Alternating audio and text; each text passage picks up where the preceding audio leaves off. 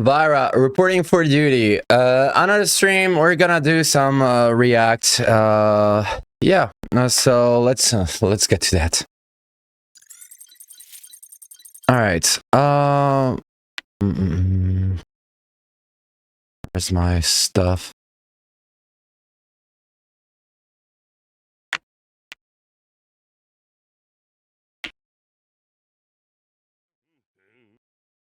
First off, Chainsmoker Cats. I heard about the manga before, and technically, it's a really a good thing that they actually made it an anime, because basically, like, it's really similar when it comes to the vibe to smoking behind the supermarket with you, which is just like the slice of life type of stuff where it's past fucking high school, so it feels good. It's great. So let's check it out.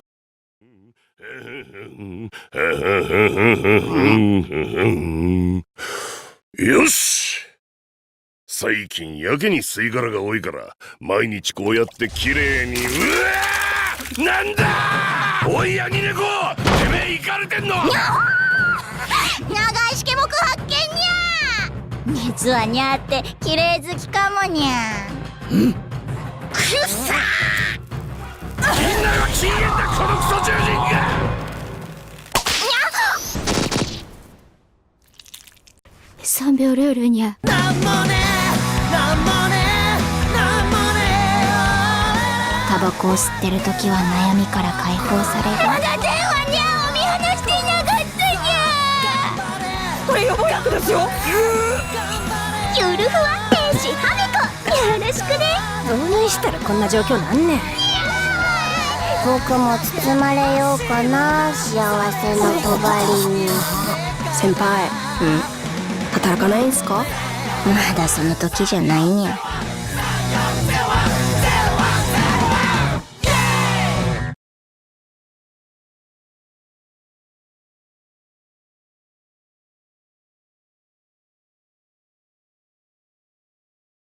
Yeah, okay. Sadly, no translation. It's fine, but basically, it talks about like basically cat girls that are that have problems with addiction, and actually, apparently, it's well written. It seems really inspired and fun. So yeah, this is a good news. This is a good news. I think that like it's a give it a try type of anime, you know? Yeah, really looks interesting.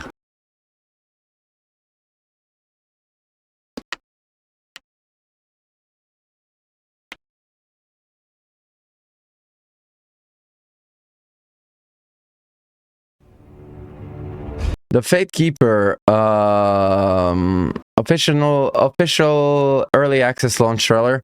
The following game is created by 13 passionate developers. That's nice.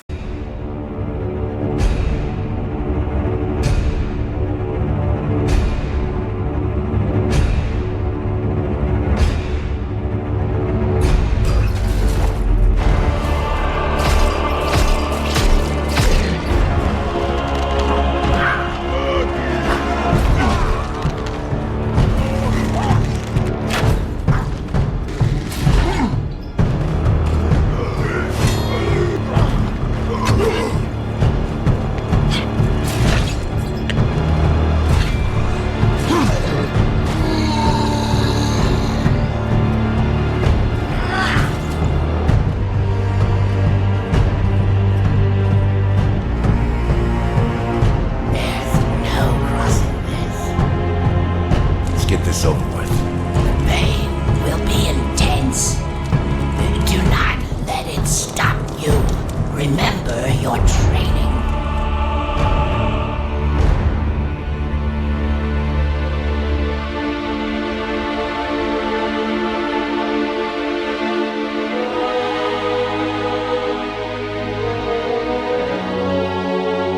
Yeah.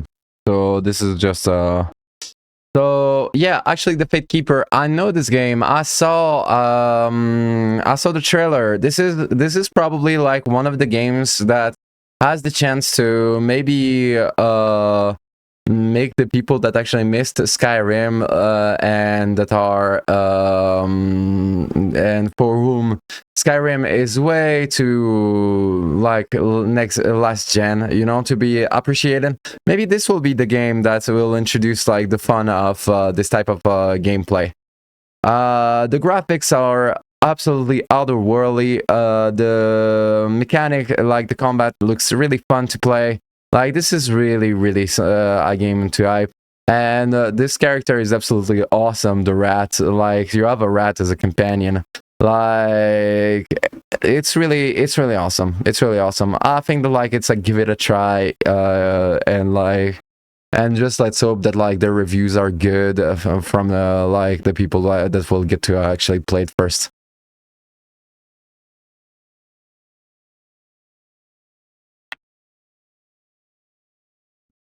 In the year 2001, 4 guys... Let me just check.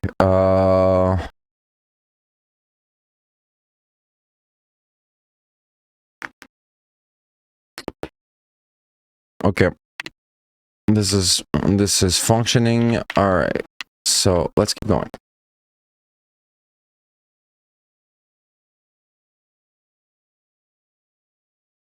All Killer, No Chaperone, The Wild, Stupid, Totally Glorious, Rise of Sum 41. Don't forget to leave a like and subscribe to Rock and Roll True Stories. Their work is awesome. They're all awesome people.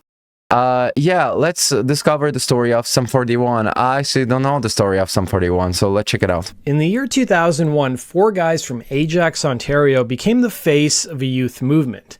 With baggy shorts, spiked hair, and a bunch of punk rock riffs, Sum 41 captured the chaotic energy of the new millennium. They were pretty much the poster boys for fun-loving juvenile pop punk, a band that seemed more concerned with diving boards and water guns than, well, anything else. But how did these kids from a small Canadian town become the new kings of pop punk seemingly overnight? This is the story of All Killer No Filler, an album that perfectly captured a moment in time and launched a young Canadian band. So, All Killer No Filler, the name of this album, I know it. It's actually because in certain albums there are like what is called a filler, like a filler episode in an anime. Right, and they named the album "All Killer No Filler," meaning only killer tracks and no filler song. And into global stardom. Before we get started, be sure to hit the bell notification icon and put all notifications on. I hear from a lot of my subscribers that they don't even get notifications when I post my videos. In 2001, pop punk wasn't just a genre, it was everywhere. It was all over the charts, it was the soundtrack to teen movies, and the videos were constantly on MTV's Total Request Live. Bands like The Offspring, Blink-182, and Green Day had already proven that 3 chords and a bad attitude could lead to massive success. The world was ready for the next big pop punk band. Sum 41 would end up forming in 1996 in Ajax, Ontario, with frontman and guitarist Derek Whibley, guitarist Dave Brownsound-Baksh, Cone on bass, and Steve-O on drums. Before setting on that lineup, they went through a lot of members and were originally called Casper. Their name was chosen because they formed on the 41st day of their summer vacation. Growing up in Ajax, Ontario, about a half-hour train ride from Toronto, the members referred to their... Oh, so the band name is 41 Summer, 41st day of summer. Like, this is actually cool. Their hometown is boring with no real downtown. As a result, the members frequently found themselves driving to Toronto, hanging out in the city's downtown area. For frontman Derek Whibley, he first got introduced to punk music when he was just 14 through Sex Pistols. It was thanks to a friend of his mom's who gave Derek their vinyl collection that he was exposed to punk rock. Mixed in with Sex Pistols was Jimi Hendrix and Led Zeppelin records too. It was in high school that the members got into snowboarding and extreme sports, and it was while searching out videos for these sports that they discovered a lot of punk bands who provided the soundtracks for these releases. Whibley and Steve-O ended up starting Sum 41 at the age of 16, and then they added the remaining elements, including Dave and Cone, who were playing in rival high school bands like Embodiment and Lizard Tongue. Derek told the Toronto Sun, "In grade 9, we were all in different bands." Hey Tarek, how is it going? Good morning to you too, Tarek. like rival high school bands. And then we got together to form one super band. Dave had met Derek when the pair got kicked out of a class in high school together. Dave met Steve-O outside of a convenience store where the drummer was smoking pot. But getting Dave to join took time as he was more into metal than punk. The band also credited the Vans Warped Tour for turning them into punks. Derek told the can They meet one of their band member because they met at a fucking shop and the dude was smoking weed. Okay, bro, like this is a fun story, but what the fuck meets a member for your group like in a grocery next to a shop because the dude is smoke weed? What the fuck? the city star. When the Warped Tour came through our town, that really turned us onto punk. We never really listened to the stuff that popular kids did in high school. With their lineup in tow, Sum 41 spent about 4 years honing their sound, playing shows where they did a bunch of original songs, but they also did covers from their favorite bands like NoFX. Like, let me tell you how fucking stupid it is. It's kind of like, man, it's like you just have to replace weed with Xanax, right? The dude was like, they met their band member at the shop because he was doing Xanax next to the shop. You know, it sounds as stupid. And Pennywise. The band became friends with Treble Charger frontman Greg Norrie, who agreed to manage the group starting in the early days, and he would manage them all the way through their third release, Chuck. Greg played a really important role in the band's early history, but he also brought a lot of darkness to the group and misery, according to Derek's biography. Greg was really instrumental in teaching Derek how to become a better songwriter, and he would play Derek songs like Changes by David Bowie or This Is a Call by Foo Fighters and explain why those songs worked. He pushed Derek to write catchier songs with better choruses. The band also became friends with a guy named Mark Costanzo, who was part of a group called Len, who you might remember from the late 90s with their massive hit Steal My Sunshine.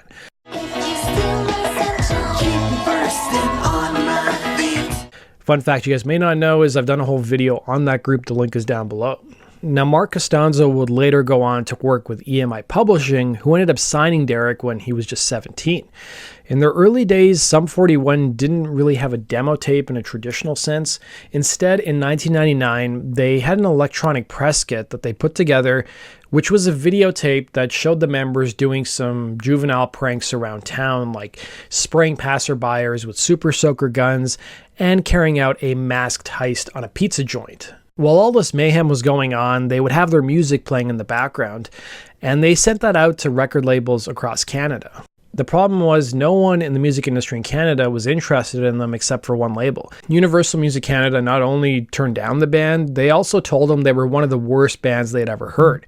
The only label who showed any interest in signing Sum 41 was a small independent French company named Aquarius Records, who were best known for putting out Corey Hart's song Sunglasses at Night.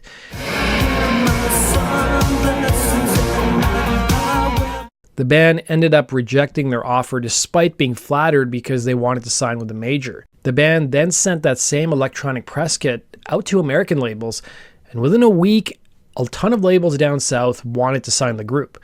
The band soon set up a residency at a bar in Toronto where they would play every Wednesday, where the labels could stop by and check them out. According to Derek, he thought the tape connected with so many labels down south, stating, "I think it reminded people of what it was like when they were young." So every American label who showed interest in Sum 41 ended up giving them an offer. Now, by this point, the group had a lawyer, they had a manager, like I mentioned, and they also had a publishing deal. The advice they got from their manager and lawyer was that all of the deals they were presented were good. Now they just needed to choose a label. The band spent weeks getting free dinners, drinks, as well as trips to the strip club, and in one case, free New York Knicks tickets on the floor, where they were seated next to model Tyra Banks. They tried to... This is the legendary teens that are like completely broke, enjoying like the fucking adult life because they fucking got to be paid stuff. Got to get free stuff. Chat her up, but her security I respect their attitude a lot. guard wasn't having any of it. The band initially intended to sign with Jimmy Iovine's team at Interscope. But Island Records was the last label to come on board, and they wouldn't take no for an answer. The members really liked the people at Island Records, and so they signed with them instead. Sum 41 signed a $3.5 million deal with Island Records, which, according to Derek, was the biggest deal for any Canadian band at the time. So Sum 41 got a $600,000 advance of their $3.5 million, but they weren't necessarily rolling in cash. He broke it down in his book, stating that they had to pay 30% of that amount to their manager and to their lawyer. They ended up spending $180,000 doing that. Then they had to pay for recording their first two releases, which was an EP and an LP, which cost about $250,000. Then they had to pay their producers, which was about $100,000, leaving about $70,000 for them to split amongst the four of them. The Canadian label Aquarius, who had $70,000 for them to split amongst the four of them. The Canadian label Aquarius, who had previously offered them a deal, would end up handling distribution in Canada. It was Sum 41's way of saying thank you to the team at Aquarius for believing in them early on in their career. The band, who was proudly Canadian, wanted to record their first release in Toronto, which they did. They issued their debut EP, Half Hour of Power, in June of 2000. The record was produced by their manager, Greg Nuri, and by a legendary fucking CD. At this point, the band had written about half of the songs that would find their way onto their first LP. The idea was to put out this EP, Half Hour of Power, and tour behind it, supporting groups like Social Distortion. And this time on the road would give Derek the time he needed to finish off the other half of their debut album. The lone single from Half Hour of Power, Makes No Difference, ended up becoming a modest hit, peaking at number 26 in Canada on the rock chart and number 32 on the alternative airplay chart in the States.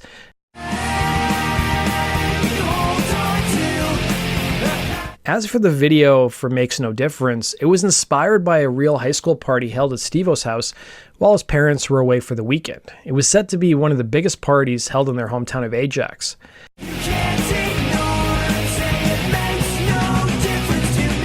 As attention turned to recording Sum 41's first full-length album, Island gave the band a list of producers to consider, and one of them was Jerry Finn, who had famously worked with Blink-182 and Green Day. Now, while Sum 41's members were huge fans of the albums he had worked on, they initially envisioned self-producing their first record or working with somebody nobody had ever heard of. It wasn't until they took a meeting with Jerry that they hit it off with him, and he came on board to produce their debut LP, titled All Killer No Filler. But the sessions were, well, turbulent to say the least. Derek wrote in his book, "As the recording process stretched on, we started to show up in the studio later and later, doing a little less work each day, and getting mushrooms or ecstasy delivered there. We weren't a good influence on Jerry, and mushroom or ecstasy, what the fuck it goes for either getting fucked up on mushroom or ecstasy. Like, okay, this is a first one for me. He wasn't a good influence on us either, and he went along with us when we would leave the studio early to get more at strip clubs or at his apartment. Soon enough, the label people from Island showed up expecting to listen to the finished album, only to discover that the band had only done about 5 or 6 tracks. They were understandably upset, screaming at the band, stating, "Who the f*** do you think you are? This is your first record. You haven't even sold a single album yet. You guys still have something to prove, not something to lose. Do you know how much money you've wasted already?" The label was also super unhappy with the fact that the band had significantly changed some of the songs from their demo tape, most notably the track In Too Deep. That was the first song Island latched onto, thinking it could be a single. But as Derek admitted in his book, he didn't stand his ground, not feeling confident enough yet as a songwriter, and gave in to the label's demands. Released on May 8, 2001, All Killer No Filler was a perfect distillation of everything the pop-punk genre had been building towards. High energy, catchy, and not taking itself too seriously. The album's sound was a mix of skate punk speed, pop hooks, and some metal-inspired guitar work, mostly thanks to Dave. Lyrically, it was written for the bored suburban teenager with themes of apathy, frustration with parents, and just wanting to have fun. As for the album title, All Killer No Filler, the band admitted they don't like overly long records, with the exception of Metallica's And Justice for All, wanting to keep their albums up until this point relatively short. Hence the name, and that's why the album clocked in around the half-hour mark. The title was a pretty bold claim, but the band would spend the next year proving it. The album's lead single, Fat Lip, was a song that carried Sum 41 into the mainstream. It was a strange and brilliant mix of punk rock choruses, rap verses that were inspired by Beastie Boys, and Fat Lip was the last song that Derek wrote for the album. At the time, he had called the track punk hop, but he was afraid to play the demo for anyone, not knowing how it would be received. But one day when he was in the studio with Jerry Finn, he played it for the producer. He recalled in his book, "The second the song ended, he turned to me and said, 'That is the best thing you've ever written. It is a smash, and it needs to be the first single.'" I was relieved because I felt the response could have gone either way, but it still needed a lot of work, and we were running short on it. The idea for Fat Lip had been in my head for a long time. I didn't know how it was going to sound. I just knew that I wanted to do something like that. And I had tried working on it over a couple years. I think from when I was about 17 is when I sort of first had the idea to do a song like Fat Lip. And it never really came to. And then even once I started writing Fat Lip as the song we know now, that song took about 1.5 years to complete. Whoa. Because I only wrote little bits of it at a time, and then I would be stumped. And I would just kind of put it down, and I wouldn't touch it for like 6 months. And then I'd pick it back up, and I would get a little bit further. All of a sudden, I have a chorus now. Oh, okay, great. And then I'm like, well, it needs a bridge or something. But that was like another 4 months later, I wrote that. So it just kind of came in pieces. Wow, so you have a lot of patience when it comes to songwriting, it sounds like. Sometimes. If you don't get it right away, you'll be like, I'll come back to this. If it's showing some promise. There's a lot of stuff I write where I just let it go. It's not that good. I'll work on it for a minute, and if it's not happening, I'll never touch it again. But for some reason, the first thing I wrote for Fat Lip was the riff, the intro riff, and I knew I liked that. Yes. Then I wrote the verse guitar riff, and I knew I liked that. A lot of times I'm writing stuff that I don't think is for a song. Like when I wrote the Fat Lip chorus, I just wrote a chorus one day, and I go, oh, that will work with that thing I'm trying to work on, which we were calling at the time punk hop. Okay. And it was like this, and I was like, I'll work for my punk hop song. So I put that together, and sure enough, it worked. The fast chorus was inspired by Elvis Costello's song No Action, while the El Nino line was inspired by a sketch that Chris Farley was in on Saturday Night Live.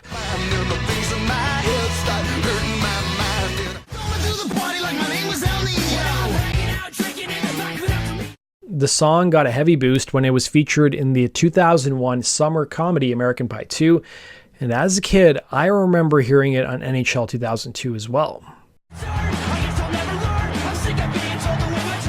The video for Fat Lip would be inspired by rapper Nelly's video for Country Grammar, which featured the rapper and his friends that he grew up with in St. Louis.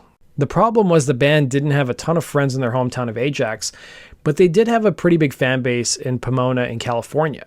So they put out a call on a local radio station that they were shooting a video, and well, the rest is history.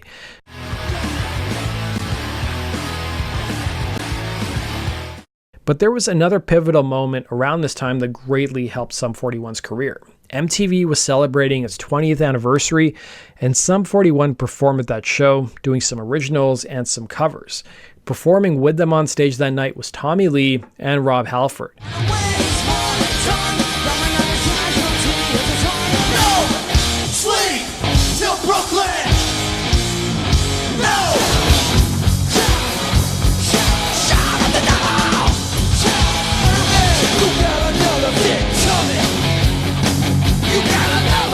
They had also asked Slash to join them, but he said no.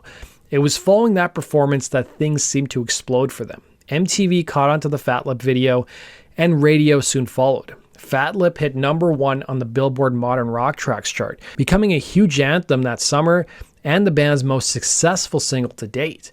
It was also a crossover hit, peaking at number 66 on the Hot 100 chart.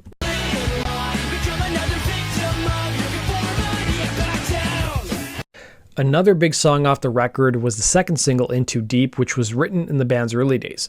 Derek was at home one day waiting for Dave to pick him up to go to downtown Toronto, and Dave was super late as usual. Derek was fooling around on his guitar and wrote In Too Deep in about 10 minutes. The original composition that Derek came up with was a combination of pop punk and reggae. Canadian artist Snow, who you might remember from his 90s hit Informer, originally sang on the demo, but that soon morphed over time. The lyrics were inspired by a relationship Derek had been in the 10th grade that made him never want to have a girlfriend again. In Too Deep ended up peaking at number 10 in the States on the alternative chart. And the group also had a third single with Motivation, which was a modest hit, which peaked at number 24 on the same chart.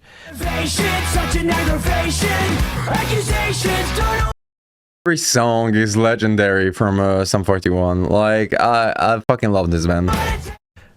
Another notable song off the record is the fan favorite Pain for Pleasure, which is one of the few songs that wasn't written solely by Derek. Dave and Steve-O came up with a bulk of the song. Dave came up with that metal riff while Steve-O overheard it while walking to the bathroom. He ended up writing the lyrics while he was on the toilet listening to the riff.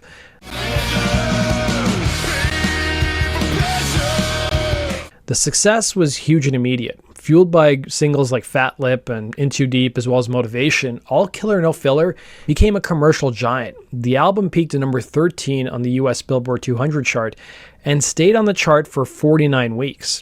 It was certified triple platinum in Canada and platinum in both the US as well as the UK. Sum 41 became MTV favorites, with their prank-filled videos becoming a regular feature on TRL.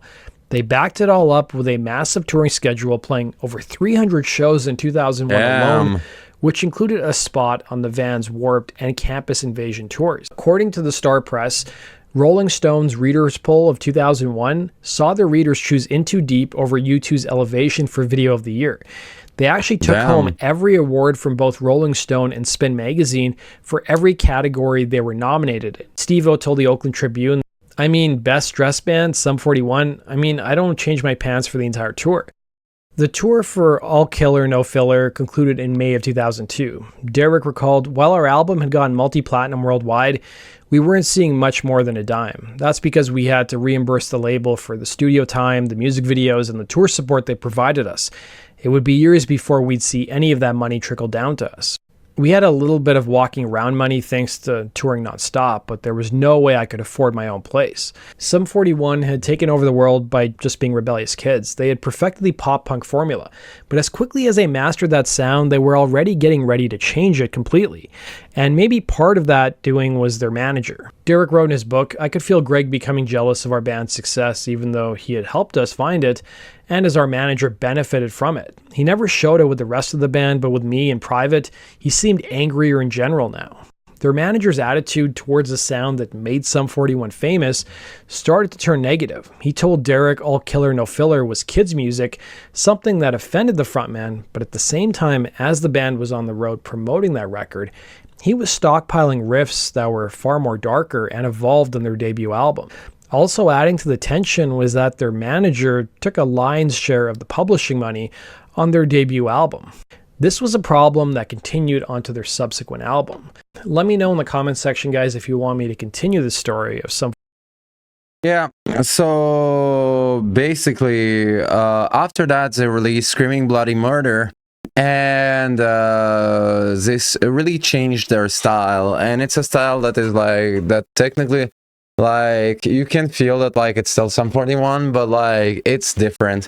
And I think that, like, it is still awesome. The way that, like, they still perform, and they still, I saw them in a concert. They are so fucking good on stage. Yeah, they keep writing, as they keep touring. The only other thing is that, like, after that, the frontliner actually, like, started to suffer from alcoholism, which is really sucks, but, like, kind of talks about like this journey, huh? But yeah, this was awesome. Thank you so much, Rock and Roll True Story. Don't forget to like and subscribe. Biting the hand that feeds them, always lovely. I mean, the manager,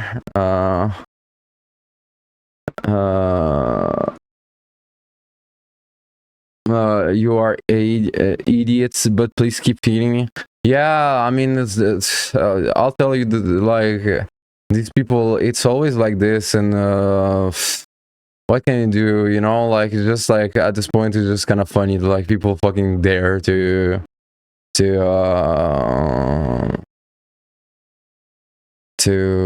fucking do that. I guess it'll change, maybe not. Who gives a fuck anyway?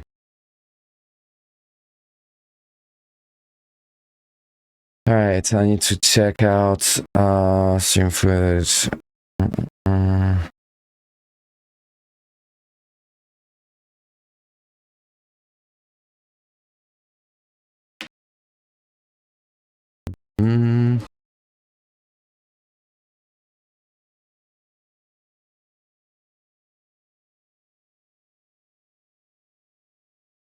I just need to check.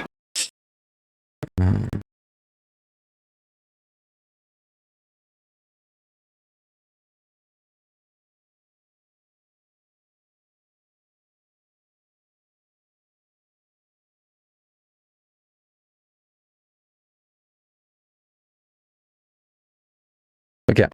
Let's keep going, and then I'll get myself a drink.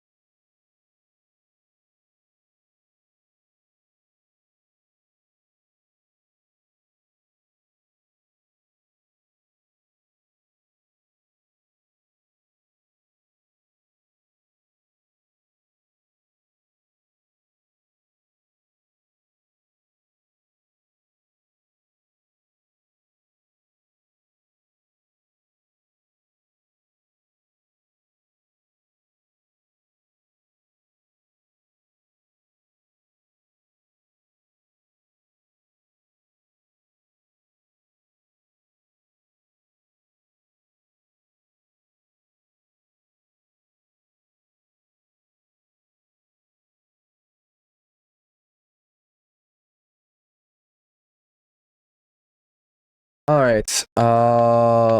Where we're at? Okay.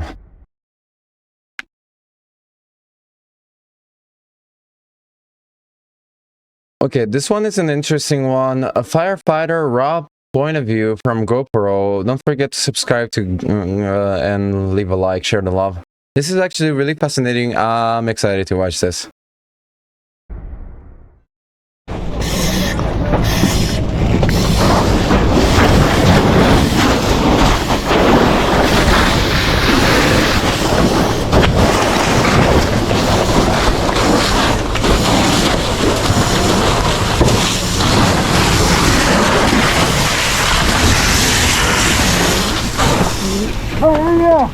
God damn.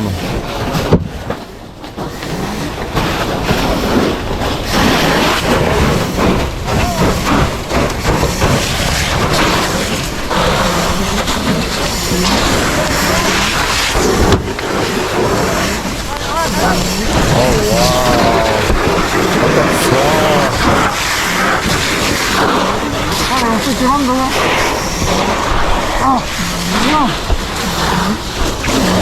Damn, look at this mess. Oh my fucking god. It looks like a literal hell.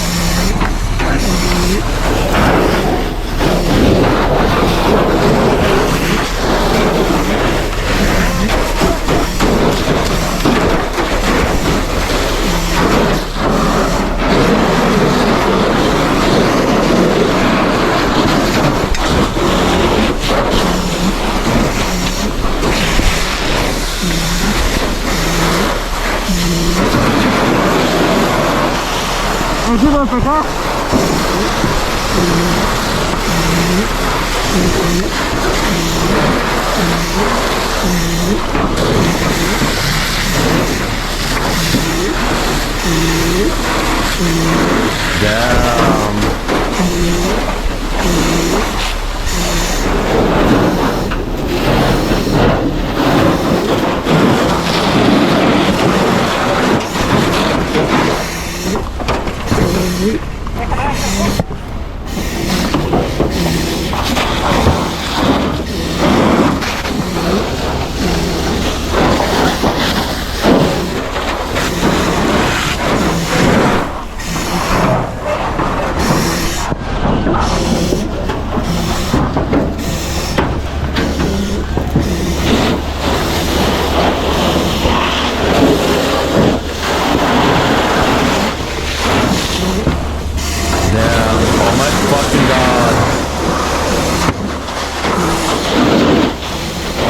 So little progress.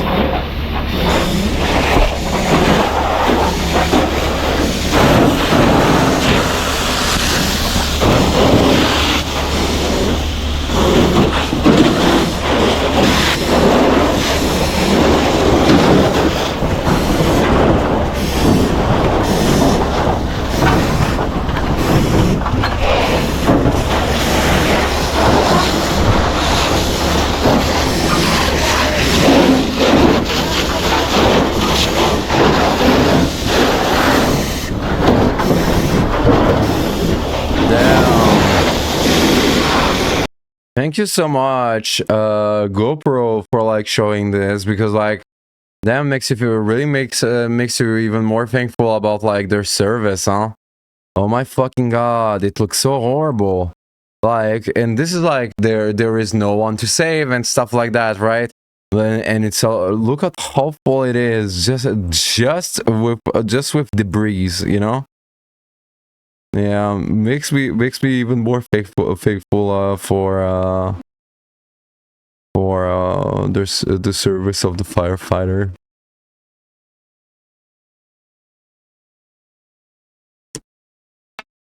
All right.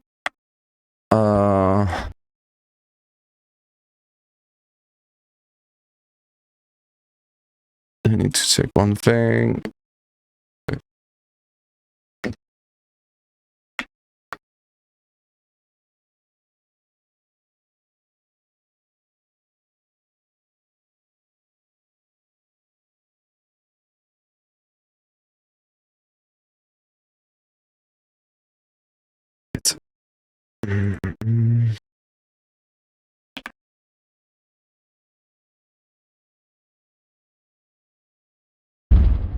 Dungeon Lurker gameplay trailer. Interesting. Don't forget to leave a like and subscribe to Gematsu. Let's check it out. The graphics are cool.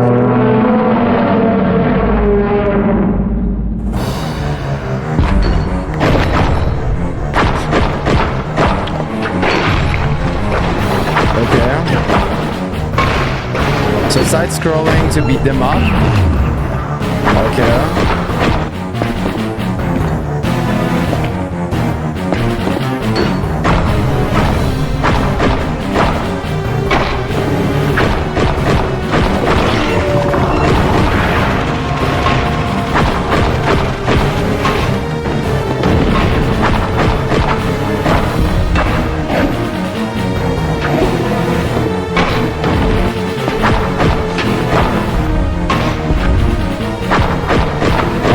That's actually really cool.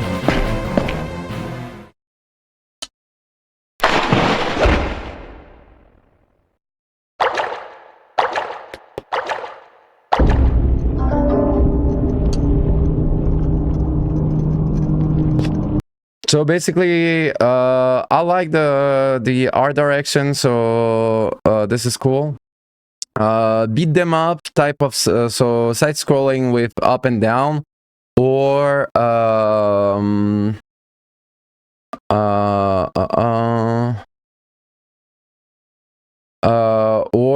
just like normal combats, like basically side scroller completely,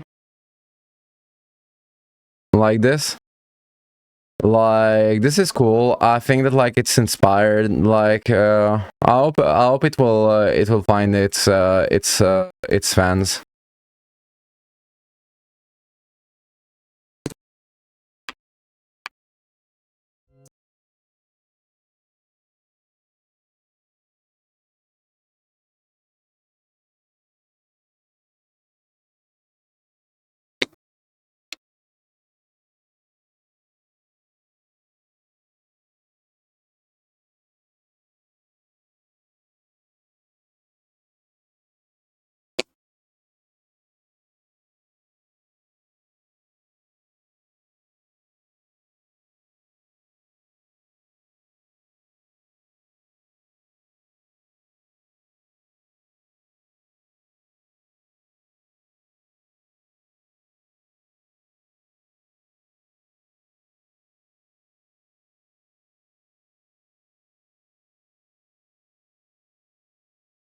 All right.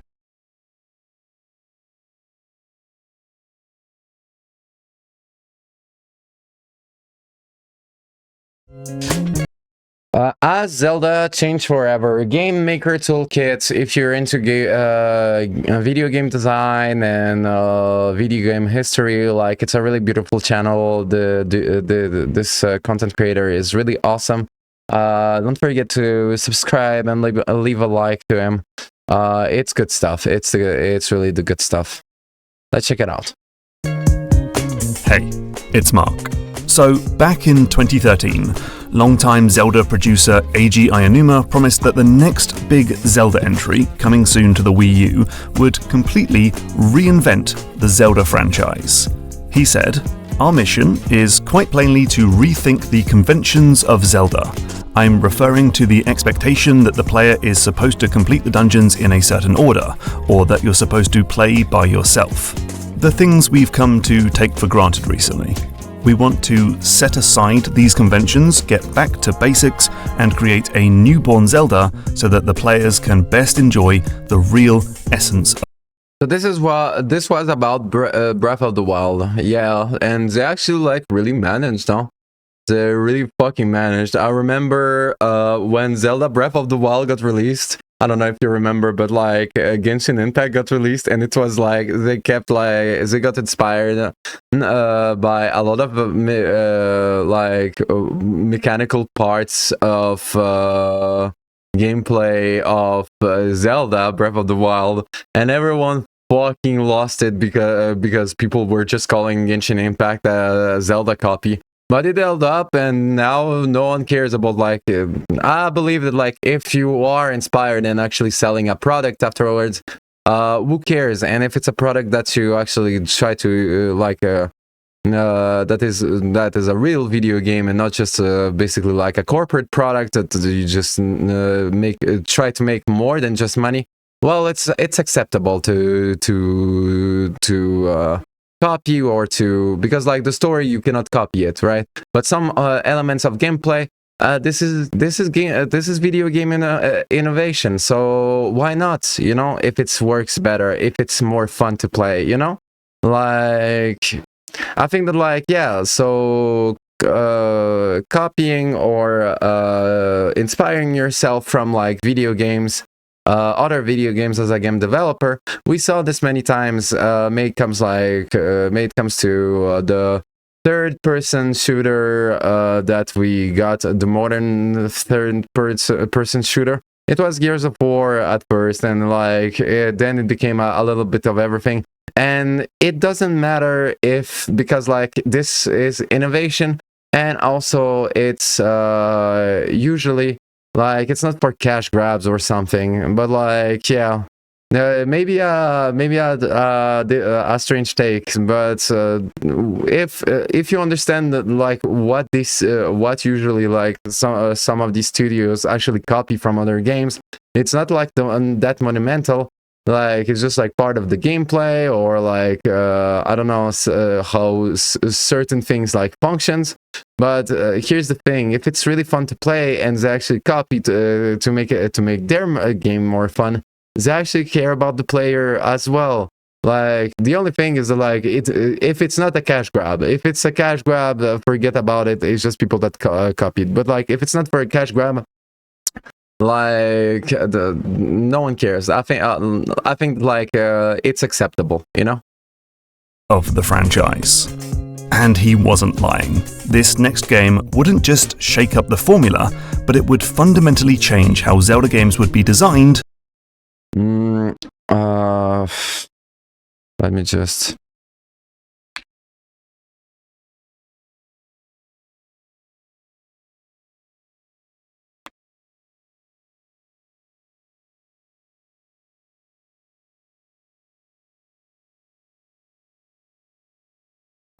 yeah.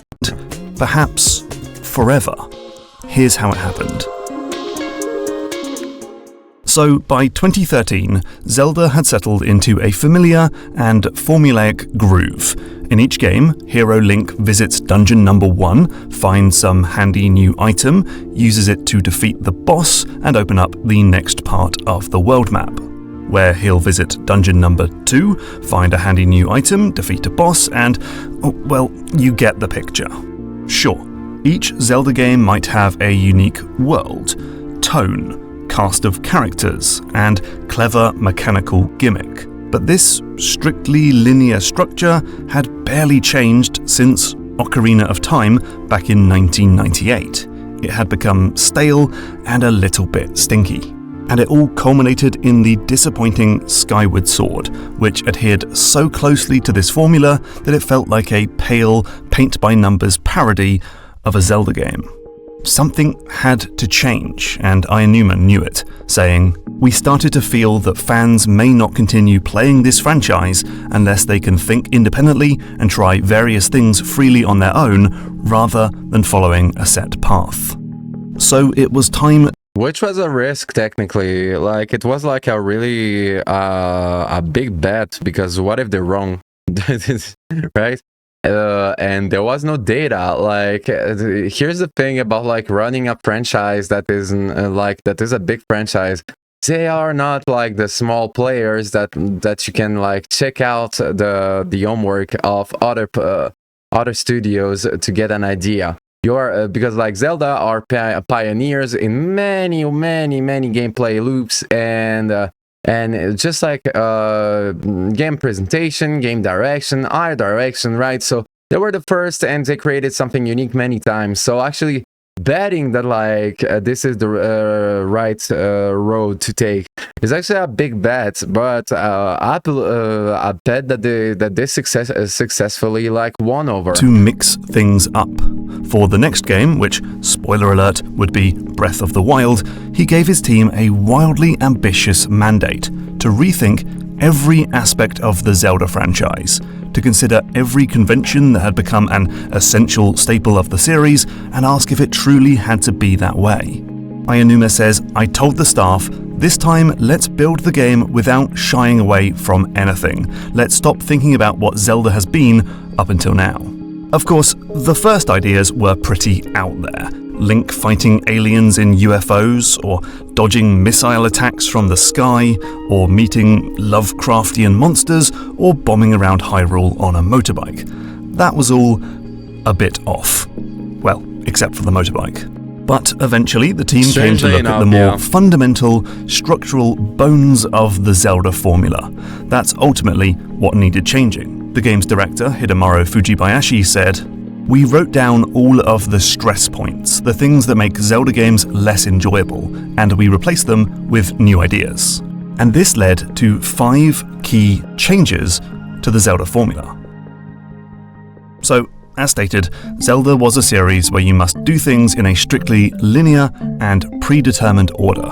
But for this new game, there would be no predetermined order. The 4 divine beasts and the 120-odd shrines could be tackled in literally any order you see fit. Or not at all, actually. The only mandatory bits in Breath of the Wild are the tutorial and the fight against Ganon. The rest is entirely optional. Now, this idea was trialed in A Link Between Worlds on 3DS, and it was part of the very first Zelda game on NES, But with Breath of the Wild, Zelda would finally see true freedom and complete non-linearity. But it wasn't just about linearity. Zelda, which they succeeded in a really absolutely miraculous way at this because they really created a game that like people really that made people really feel something, you know, like not only about the gameplay but in general, like the whole game as itself, you know. It was also a series made up of individual areas connected by doors, gates, and gaps in the clouds. But for Breath of the Wild, the world would be a single, contiguous space that can be explored in any direction. And nothing can block your path, as Link can swim across rivers, climb up virtually any vertical surface, and soar over the landscape with a paraglider. Zelda was also a series that told you where to go and yeah, the Genshin Impact fucking like a mess was because of the glider. Because in Genshin Impact that got released not too long after, they also had a glider, and since then everyone has a fucking glider. Like what to do, often with an overbearing companion character who would offer helpful hints and advice. Breath of the Wild would be the opposite. Outside of quest markers that show the location of the 4 divine beasts, players would be left to explore by themselves, and the developers would stay silent, choosing to guide the player through the design of the environment or the yeah, Breath of the Wild was a good time, like for real. It has this like just open world, and you can take your time and you just enjoy yourself however you want. Placement of harder enemies, or with a breadcrumb trail of curiosities that lead you to the next important. And I think in a more fun way than Elden Ring does, you know? Like, I don't know why, but like, I just feel that like it's more accessible because of this accessibility. It makes it more fun, the exploring. Well, Elden Ring is not as free as Zelda, but just to give you an idea, like it's just like really distressing and really like, I don't know, like really just fun, you know, to play Breath of the Wild, where like Elden Ring doesn't have like this complete like a fun open world. Do whatever you want, but again, it's a Souls game, right? So, but I think that like this fun, this fun that like they were able to create through the gameplay loops of Zelda is something that like many open worlds try to mimic, but they were never really as successful as creating this freedom, this fun because of freedom. This way. Place. Zelda like this much was also a game with handcrafted puzzles that would require you to find the designer's single intended solution. But for Breath of the Wild, that would be totally reversed. Instead, the world is constructed from a set of interconnected physical and chemical properties like wind, fire, electricity, and gravity. And so players could exploit these relationships to discover their own way to solve puzzles, defeat enemies, and bypass obstacles, even if that means skipping the puzzle entirely. Fujibayashi says, "I really want players to relish those moments where you do something and think, oh my gosh, I'm a genius." Wow, coming from like a developer, this is actually such a beautiful statement. And Zelda was a game with a pretty limited moveset and mostly contextual actions, down to having an automated jump when Link runs off the edge of a platform. But in Breath of the Wild, Link would have a surprisingly extensive moveset. That includes a dedicated jump button, the ability to throw weapons, climb up walls, surf on his shield, and more. This would give players way more control over Link's actions and let them travel through the world in a more freeform manner. And look, there are even more ways that Breath of the Wild mixed things up, like how you no longer get hearts from chopping down grass, but from hunting and cooking, or how Link now wears a blue tunic rather than a green one. But it was those 5 key changes to the Zelda formula: a non-linear structure, a fully open world, laid-back hints, systems-driven problem-solving, and an expanded moveset that really made Breath of the Wild feel so different. But here's the I thing. agree. The result wasn't just a fun game and a game of the But I think that like also the tone kind of changed in the storytelling. I think that like the storytelling became like they made it like, I don't know, is they just changed the tone a little bit, and it also like made Zelda like less trying to find like with Twilight Princess trying to be dark, or it really got they really found their color when it comes to storytelling, because like Breath of the Wild is technically like more dark than Ocarina of Time, or but at the same time it doesn't have the same problems as like Twilight Princess, where like it's just tried to be dark to fit in to the gaming industry or whatever. It's just dark because of what it is, you know. And there is no like, you don't feel that there was like a scheduled like an idea to make it feel how it feels. And I think that like this is also something that like they managed to master. But I guess through gameplay, or I don't know on this one, like I don't know at all. But like I think that like the shift in tone is also something really important that changed Zelda after the Breath of the Wild year winner. The result was actually a fundamental shift in how the game relates to the player. You see, Fujibayashi refers to the previous Zelda games, like Skyward Sword, as passive games. Games where players go through the content in a predetermined order, solve puzzles by finding the developer's intended solution, and play within the tight confines of walls and obstacles. Games where the player merely follows the designer's lead in a docile, passive way. But with these changes, Breath of the Wild became the opposite of a passive game, an active game. Here, the player is very much in the driving seat. They choose what content to engage with and what order to do it. They choose where to go and how to get there. They figure out their own solutions to problems, and they have to think, plan, explore, and experiment in a much more active way. In a passive game, the designer's job is to make handcrafted content for players to experience. But in an active game, the designer's job is to make a sandbox, give the player some toys, define a goal. It's the difference between Rust and Grand Theft Auto. Like, if you get me, you get me. I guess that's how I will compare it, so you get an idea. And just let the player get on with it. And I think this is quite an interesting lens through which to look at game design, as you can plot almost every game on this spectrum. From very passive games, linear, story-based games like Call of Duty and The Last of Us, to super active games, playful sandbox sims like Minecraft and Factorio, as well as everything in between. Now, so basically he said exactly the same, actually. That's right. In order to get here, the developers had to rethink. We share the same opinion. Everything. Art director Satoru Takezawa said to create an appealing, never-before-seen world filled with new surprises, you need to break conventions. You need to be creatively reckless. But there were some other important factors too. One thing that I want to say is that like the interface and like the way he does all this like informational panels is really, really pretty. Like I love the way he presents his documentary. Like having fresh eyes. Ayanuma gives credit to the contributions of younger staff members who would come up with fresh ideas and weren't set in their ways from decades of working on the same franchise. Fan feedback was important too. The producer says that Breath of the Wild's open world was made partly in response to players wanting to explore the areas in between the disconnected chunks of Skyward Sword.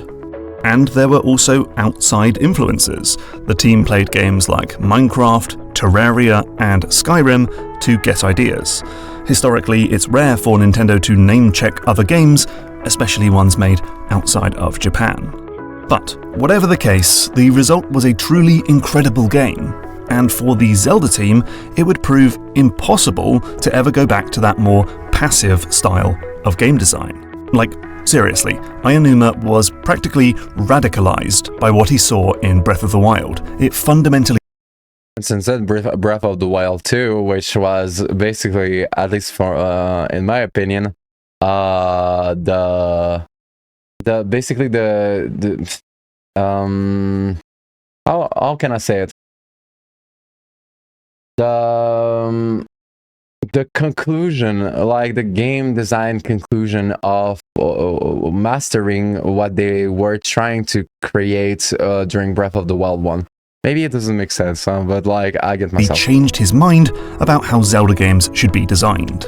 For instance, he said that he once thought it was a sin to let players get lost in a game, hence the overbearing helper characters and the linear level design of the older Zelda entries.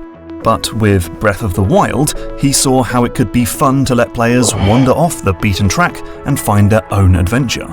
He says, I wanted to basically have the players experience this getting lost while getting to the next destination, because this journey leads to something they've created with a path they've chosen.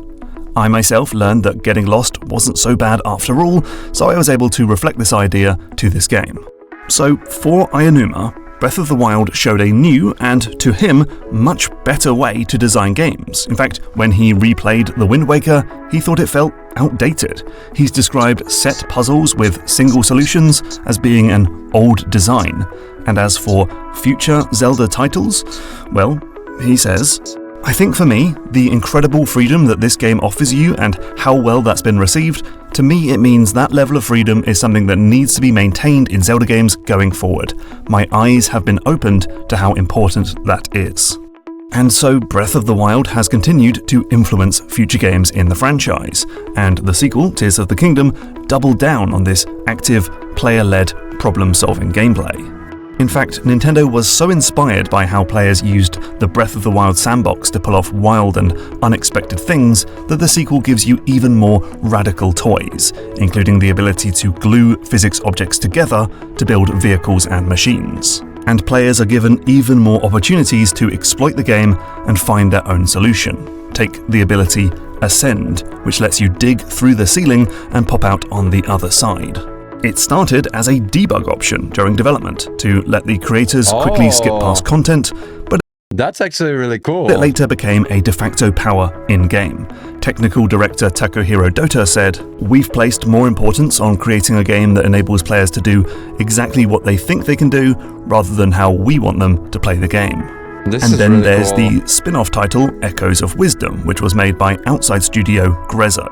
The team pitched a clever copy-and-paste game mechanic, and Aonuma was like, yeah, cool, whatever, great, just make sure the player has tons of freedom.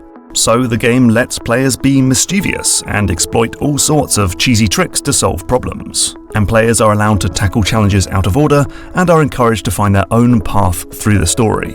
Co-director Tomomi Sano says, We put effort into maintaining player freedom. Limiting mechanics makes development easier, but it frustrates players when things don't work as expected. We wanted to avoid that. That's true. So, if you ask Aonuma, this is how every Zelda game will be going forward. He says, games where you need to follow a specific set of steps or complete tasks in a very set order are kind of the games of the past. The games of today are ones in which that can accept a player's own decisions and give them the freedom to flexibly proceed through the game, and the game will allow for that. In fact, he went so far as to question why anyone would want a game that felt like the older Zelda titles. He said, Why do you want to go back to a type of game where you're more limited or more restricted in the types of things or ways you can play? And, well, sir, if you're asking, then I have some thoughts. Because here's the thing, as much as I love these 3 new games and all of the advantages that this active design philosophy brings, I have to admit that these games don't always feel like Zelda titles. And that's because some of the changes necessary to make an active game ended up removing some of the stuff that makes Zelda, well, Zelda. Yeah, but I believe that like when they went to 3D, it was kind of like the same for some players. And you get to like this feeling, I think, will change over the time once you get used to this new type of design when it comes to Zelda, because Zelda started as a looking from the top Game Boy, like no Nintendo game, right? and then it became 3D, and then like there's a lot of story, and I think that like while I agree that like obviously it will take some identity of Zelda through these changes, I think that they really found the tone that they wanted to storytell their story as well. But I can completely understand for someone that is nostalgic and that grew up with these games, loving them so much, that you can have this reaction, you know? For example, consider that old formula where you get a new item in each dungeon. This might be linear and restrictive, but it does mean that each Zelda game has a wonderful sense of mechanical progression, where you get brand new toys at fairly even points throughout the adventure. As the game goes on, Link becomes more powerful and adept, and the player is always left wondering what cool new ability is just around the corner. But for Breath of the Wild, well, the team never wants you to reach a shrine or a dungeon that requires some ability that you don't have, and so the solution is to just dump all of the game's mechanics on you during the tutorial. Which means you'll see pretty much everything the game has to offer in the first couple hours. This I agree. It wasn't a problem for me, but like I understand this perspective. And then only one of the dungeon's rewards, Rivali's Gale, adds a fun new wrinkle to Link's moveset. Then there are the dungeons themselves. Zelda's old temples are beautiful puzzle box playgrounds. Clever, spatial reasoning conundrums that you slowly unpick by finding keys and items, or by changing the water level, moving back and forth in time, or flipping the entire temple on its head. But that sort of level design requires heavy restrictions, a narrow lock and key structure, and handcrafted puzzle solutions. That doesn't gel with Breath of the Wild's freewheeling movement system and puzzle design, but that leads.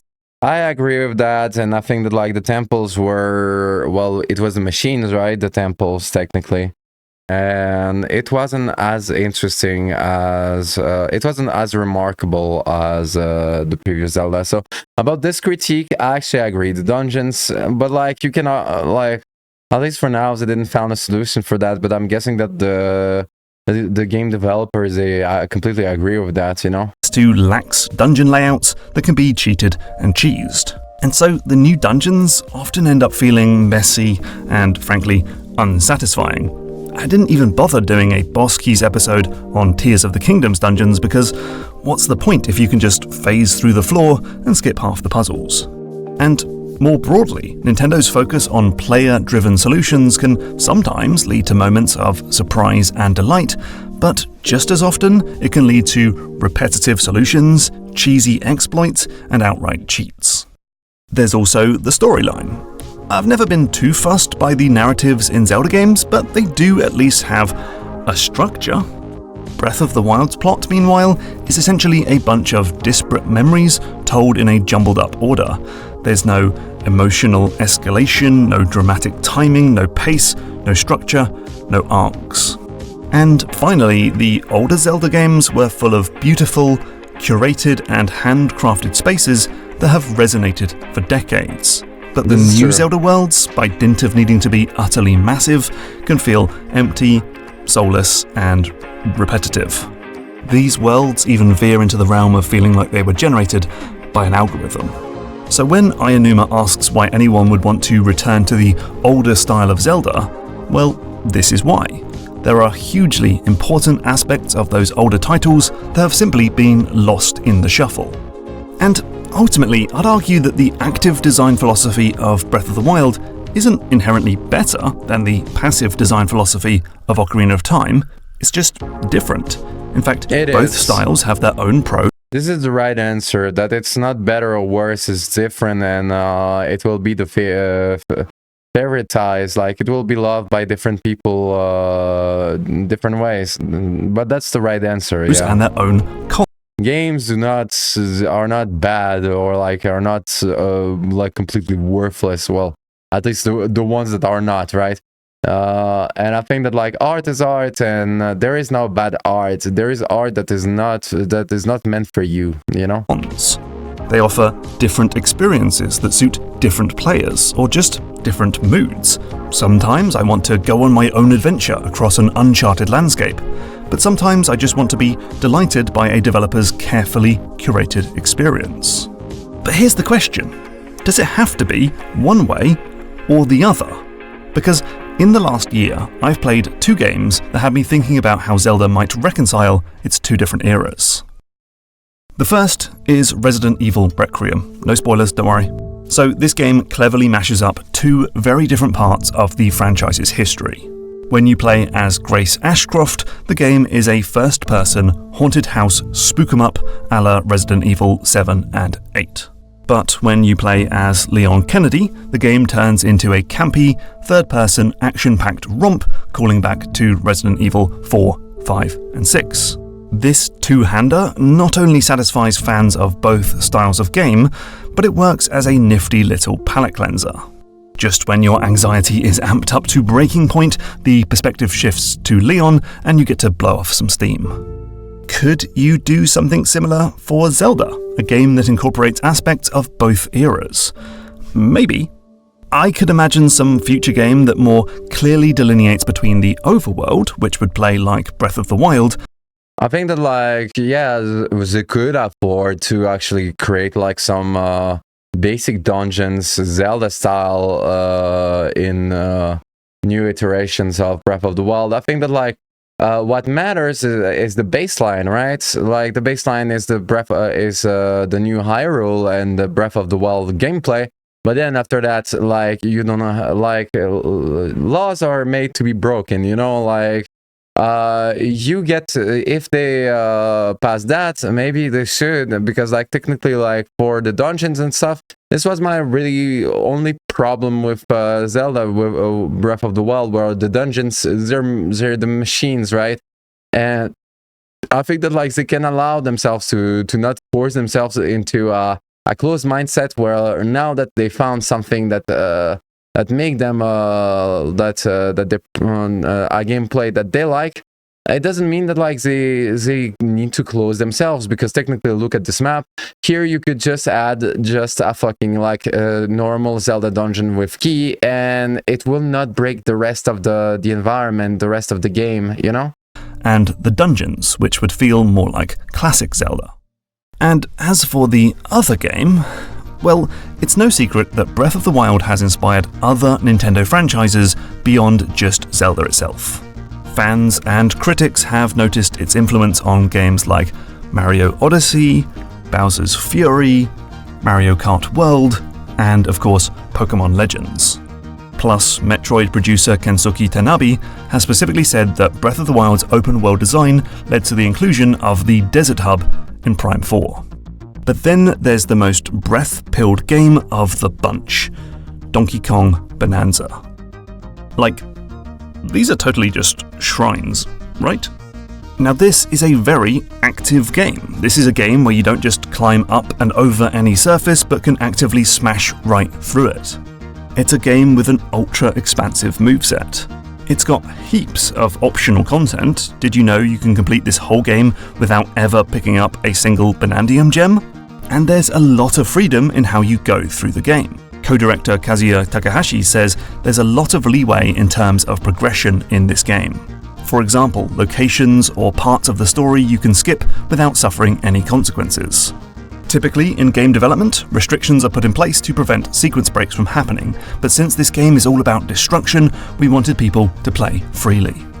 But it's not total freedom. The animal transformations are doled out across the entire adventure, just like classic Zelda items. And there's a storyline with an actual plot and, like, stuff that happens. I know, crazy, right? Now, I don't think Zelda has to copy Bonanza's structure entirely, but it just goes to show that it's possible to balance player-driven freedom with designer-set progression, a mix of active and passive elements. So, look, we don't know much about what Nintendo has planned for the next Zelda game. We've got some clues. But I'm excited. We know it won't be a direct sequel to Tears of the Kingdom. That would be a sequel to a sequel, which is getting a bit wild, says Ayanuma. and it won't feature Ultra Hand. That's a one-off mechanic exclusively for tiers. Oh, and it may take some inspiration from that new Hyrule Warriors game, but it's very vague what that might mean. And also, I haven't played that game. Is it any good? I don't know. Let me know. But here's what we do know. Just like how the previous games worked off the formula set by Ocarina of Time, this next game will build upon the template set by Breath of the Wild. Give me 1 sec.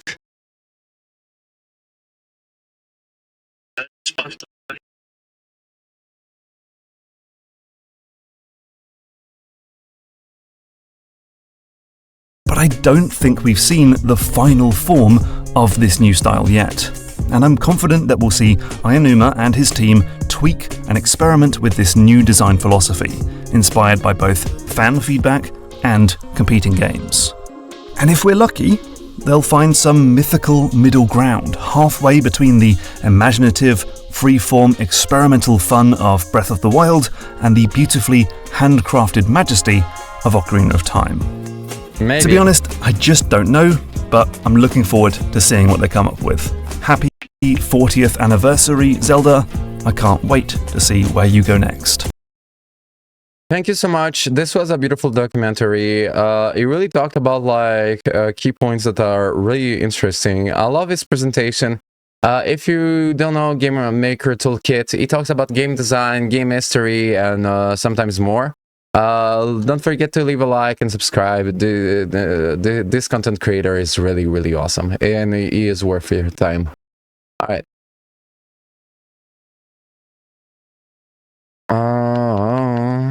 Okay. That's it for now. I'll see you another time, and as always, be toxic.